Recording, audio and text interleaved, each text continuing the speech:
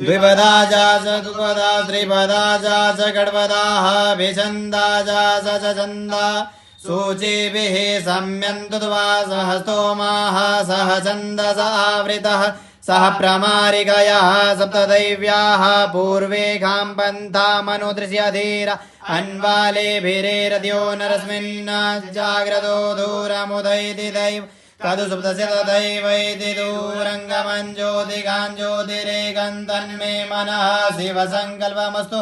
येन कर्माण्यपसो मणिकिणो जगे गृण्वन्ति विदधे कुधीराः जदपूर्वं जग्यमन्तः प्रजानां तन्मे मनः शिवसङ्कल्पमस्तु जत्प्रज्ञानमुत चेतोदिति च ज्योतिरन्तरमृतं प्रजासु यस्मानरिते किञ्चन कर्म क्रियते तन्मे मनः शिवसङ्कल्पमस्तु जेनेदं भूतं भुवनं भवितत्परिगृहीतमृतेन सर्वं येन जज्ञस्थायते सप्तहोता तन्मे मनः शिवसङ्कल्पमस्तु।